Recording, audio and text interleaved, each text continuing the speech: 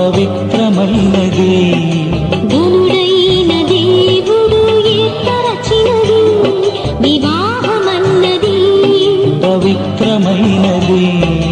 ఘనుడైన దేవుడు ఏర్పరచినది ఘనుడైన దేవుడు ఏర్పరచినది దేహములో